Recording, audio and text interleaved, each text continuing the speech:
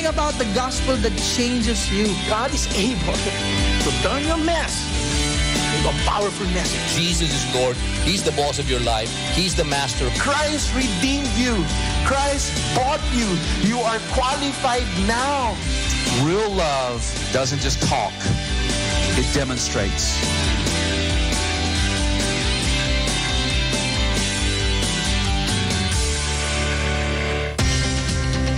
And now for today's message. Pastor Timothy, thank you for the invitation, and to all of my friends in Malaysia, it really is an honor to be with you at this leadership conference.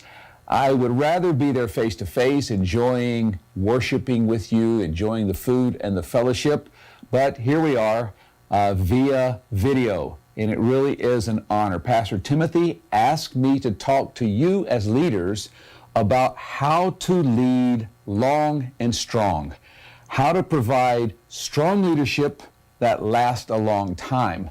And part of the problem with leaders is this idea of burnout, running out of energy and not finishing strong.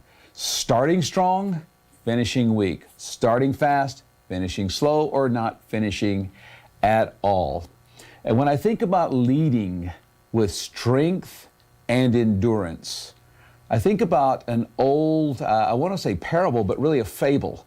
Perhaps you've heard of Aesop's fables. His most famous fable was the tortoise and the hare. Now, Aesop was a Greek storyteller. He was a slave probably from Ethiopia in the 5th century BC. And back in the day when the storyteller was really a thing in the culture. Aesop's fable about the tortoise and the hare, it went something like this.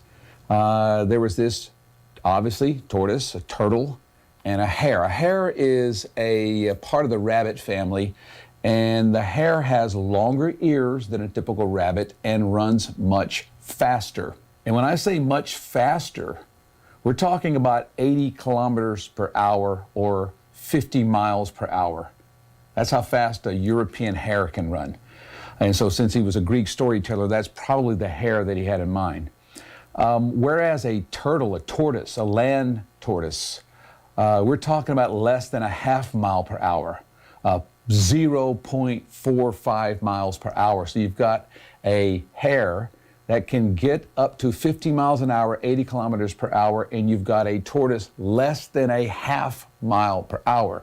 And so the fable goes something like this. This hare, this from the rabbit family, this long-eared, famously fast runner is bragging and expressing this self-confidence, overly confident in his speed, and also mocking the tortoise, the turtle, for being so slow, famously slow. And finally, the turtle had enough of this, so he challenged the hare to a race. And so as the story goes, this race starts, and of course the tortoise is off almost in slow motion, so slow it looks like he's going backwards, and the hare takes off at that 50 mile per hour, 80 kilometer per hour speed, and the hare is so far ahead in the race that he looks back and can't even see the tortoise, so he decides to take a nap. And he lays down and goes into a deep sleep. I don't know how much time passed, depends on who's telling the story, but the tortoise in slow motion catches up and actually passes the hare who is sleeping. The tortoise is almost to the finish line, and all the other animals who were watching this race are cheering and screaming and cheering on this tortoise who's going so slowly but is about to cross the finish line. And the cheers woke the hare up, and he realizes that he's about to lose the race, so he just takes off back to that 50 miles an hour, 80 per hour, and right to the finish line, but he doesn't make it in time. And of course, the slow tortoise wins the race against the fast hare. And the moral of the story, there are a lot of applications to the story, but the moral of the story is overconfident self-confidence isn't always a good thing, and mocking others, they may turn around and surprise you and beat you, and not giving your all the time. There were a lot of applications to the story. There were even, throughout history, times when there were political parables that were wrapped into this story for one political party or another. But for us, our idea is how to lead long and strong, how to provide strong leadership in the areas that we lead, and how to have that, not just a temporary flame out, but a leadership that lasts throughout a lifetime and beyond. How do we do that? Let's look in our Bibles at Genesis 21. It's the story of the birth of Isaac. And so what we'll see is God dealing with Abraham and Sarah, and eventually with Isaac as he's being born. And I think there's some lessons to learn for leaders in terms of leading with strength and in terms of leading for the long haul, not burning out, not fouling out or getting disqualified, but continuing to lead with faith and with integrity from the start to the finish. Genesis 21, we'll begin in verse 1. The Lord visited Sarah as he had said, and the Lord did to Sarah as he had promised. And Sarah conceived and bore Abraham a son in his old age at the time of which God had spoken to him. There are a couple of little small words in this text, but they're significant. The word as, 2 times we see, he visited Sarah as he had said. The Lord did to Sarah as he had promised. And then the other small word is in verse 2, at the time, at the right time. And I think the lesson of this text right here, we see 3 significant things about God that has to do with how we lead. The first one, the Lord visited Sarah as he had said. I summarize that by saying God always works according to his word. As he had said, God visited as he had said. He had promised not only Abraham, but Sarah a child. And as we know the story, Abraham got impatient. He was 75 years old when he got the promise from God that he would have a son with his wife, Sarah. It was 100 years, he was 100 years old by the time Isaac was born here in this chapter. There's a 25-year waiting period, 25-year gap of believing the promise. But there were times when Abraham attempted to do God's will, but not in God's way. The result was Ishmael. But what this promise says, the Lord visited Sarah as he had said. God always works according to his word. We have to do God's work in God's way. We have to fulfill what God is calling us to do in the way that his word says to do it. We can't do it on our own terms. We can't take it into our own hands. The result of that is called an Ishmael, and that's never a good thing. Secondly, that second as. So the Lord visited Sarah as he had said, and the Lord did to Sarah as he had promised.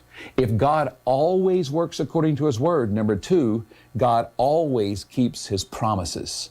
He did to Sarah as he had promised. His words are the fence line, the walls, the boundaries. His promise is the power to make it happen. If he did to Sarah as he promised, it did take 25 years. The promise, 75 years old. The fulfillment, 100 years old. 25 years holding to the promise. Sarah held it. Now, again, Abraham tried to do it in his own way, in his own power and all of that. But what do you do when you have the vision, the promise, the mission of God, and it doesn't seem to be happening when you wanted to? Just remember, God always keeps his promises. And the third thing we see from this text in verse 3 is that word at. Sarah conceived and bore Abraham a son in his old age at the time of which God had spoken to him. If God always works according to his word and God always keeps his promises, the third thought from this, God is never late. At the time he had promised. God has a timing. He not only has his word, he not only has a promise for every one of us, but he has a timetable. And he is never late in what he does. It's rarely according to our timetable. There are things that I've ended up doing in ministry as a leader that I thought it was way before the time it should have been. Maybe you found yourself in those situations where you feel like you're in over your head in terms of leadership. The leadership requires this level of knowledge and leadership wisdom and leadership strength, and you feel like you have it here. And you need about 5 more years before you're ready to do that. welcome to ministry leadership. That's just the way it is. There are other times when we wish we were in a position now and it's really a year or 2 years or 5 years or 10 years or 25 years away.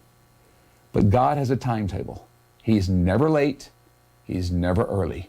I know it feels like to us He's often late and often early, but from His perspective, He does it at the time He promised, at the right time, exactly when we need Him to come through and do it. Remember the tortoise and the hare? You know, when we think about that story in terms of the patience or the lack of patience we see in Abraham and Sarah from time to time, I think it can help inform us when we're waiting on the promises of God. One reason the tortoise could be patient and just keep plugging away is because of the lifespan, the life cycle, how long he had to get things done. In 1777, the British explorer James Cook gifted a tortoise to the Tongan royal family. And from generation to generation, for the next 180 years, that same tortoise was passed on to the next generation and the next, from 1777 to 1965 when that tortoise died. It lived 188 years. Tortoises commonly live beyond 100 years, and maybe that's why they aren't in a hurry.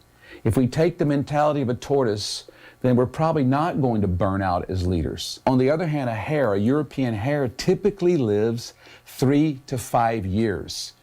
If you only have a 3 to 5 year timetable to get something done, we're not talking literally what the rabbit is going to get done, but if we apply that to us, if we think short term and it ends up being long term, we do tend to burn out. We do tend to get impatient. We do tend to take too much on and run at a full sprint.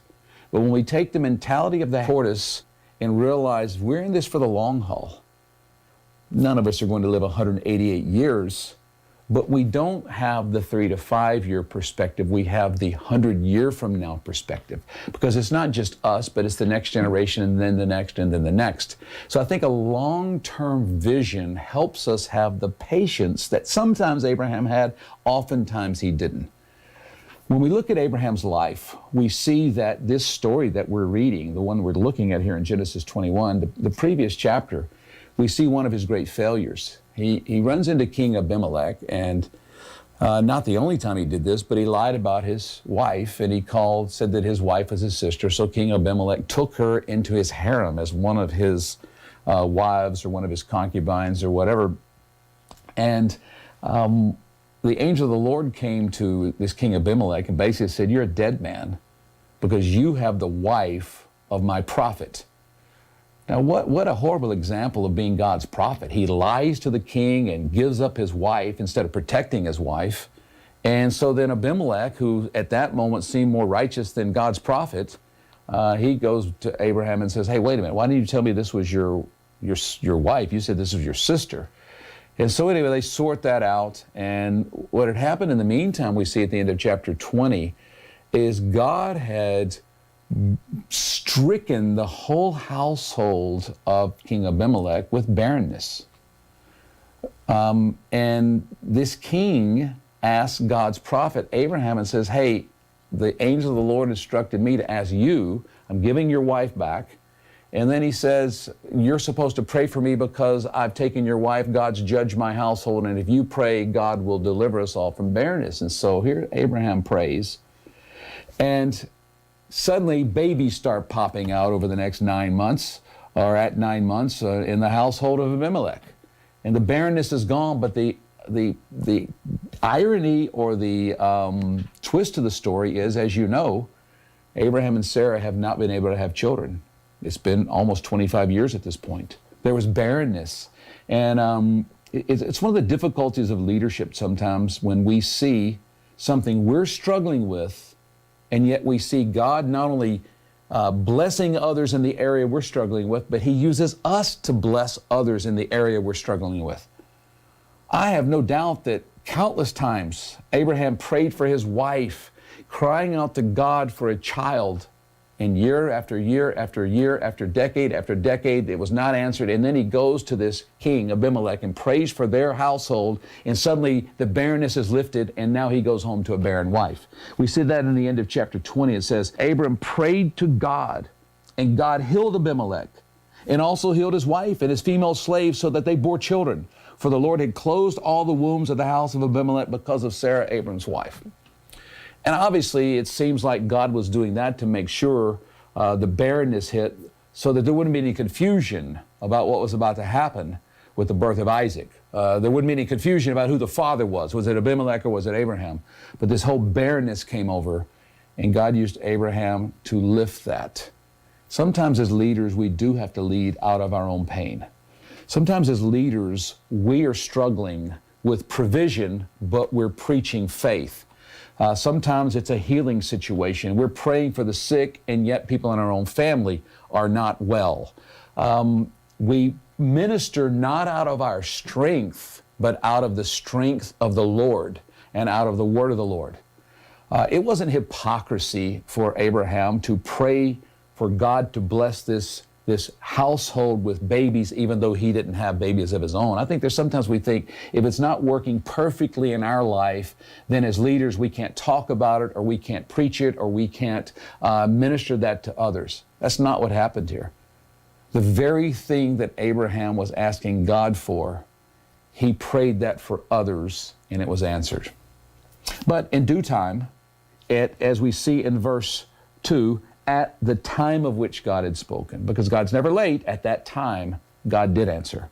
And you see what happens is here Isaac is born. Now, when I think about leading strong and long, not burning out, but having the same strength and the same pace from the beginning to the middle to the end, I think there's some important lessons here. Abraham encounters King Abimelech. And instead of standing with his wife, he lies, says she's my sister, he abandons her. There's another time when famine hits and he goes to Egypt. Same thing happens. He gives up his wife. We find Isaac walking in the footsteps of his dad, and a famine hits. And I'm sure he remembered the example of his dad who went to Egypt and caused all kinds of problems. And we see Isaac going to the border of the promised land in Egypt, but he doesn't cross the border. He's tempted to, it's obvious, he's going almost there, and then perhaps at that moment he remembers what his dad did, and then he stays in the promised land. And then it says, Scripture tells us that God blessed him 100-fold, even in the midst of a famine. And so, good move there, Isaac. You saw the example, not only the good example of the generation before you, but you saw an example of where they messed up and you learned from it.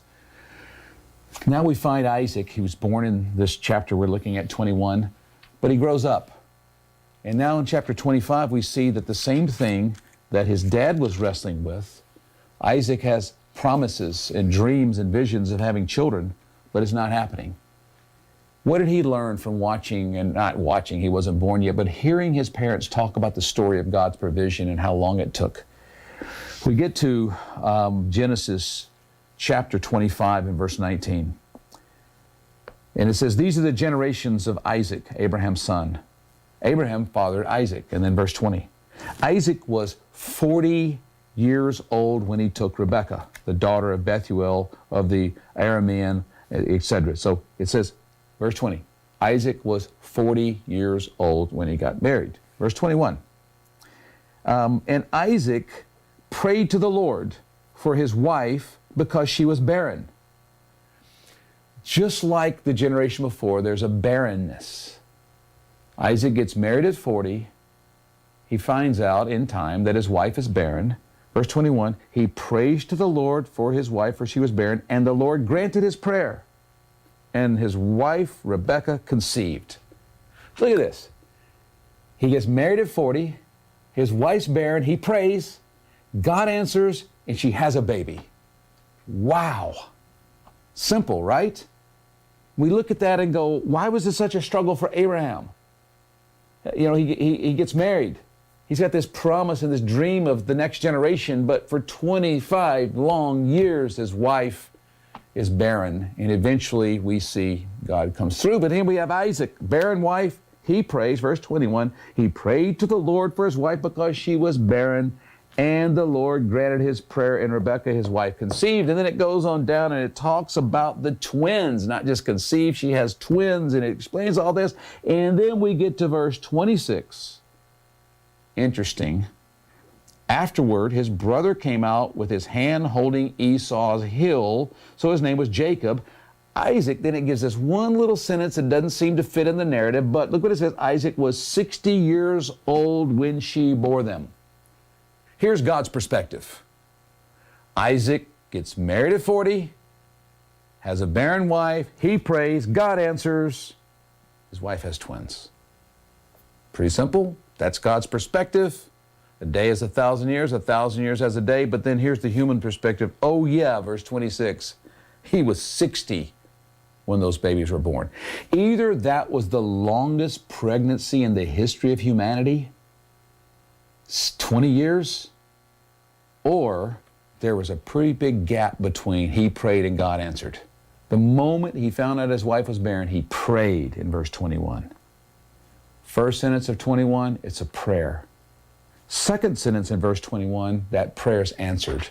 But in that one verse between the first sentence in verse 21 and the second sentence in verse 21, there's a 20-year gap.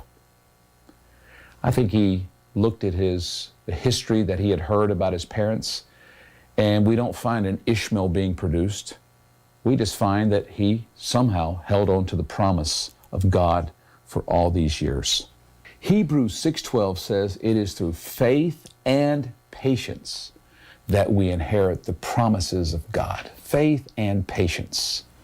A lot of times when we move in faith, we want it right now, but it's the faith and the patience. I want to encourage you as leaders to move in faith, to believe God, to always be people of faith, of expectation, of hope, but to also have patience. And when we have patience, I think back to the tortoise and the hare. I think the tortoise, they live a long time. They have a long-term view. Therefore, there's a patient, one foot in front of the other, moving without this rushed, hurried frenzy. Let's approach life and ministry like the tortoise, not like the hare. Let's approach it with a long-term view. When we talk about leading with strength and longevity, it's not really how fast we go right now. I was reading an article recently about a person who was sort of bragging about his church being one of the fastest growing churches in America, and I thought, oh no, don't go there. I'm not sure fast growth is a good thing. I'm not sure fast growth is something we should aspire to, something we should honor. Healthy growth, yes. Deep growth, yes. Steady growth, yes. Biblical growth, yes. Growing through evangelism, yes. Fast growth, I don't know. In my opinion, more often than not, fast growth in a church or ministry is rarely sustainable, and it's rarely healthy growth. Let's not be in a hurry. If we want to make it for the long haul, let's think long term. Let's get rid of the hurry and the frenzy and the as if we're in a race with someone. And let's run our race. Even if it looks to others like we're going as slow as a turtle, it's okay, as long as there's strength and longevity, faith and patience.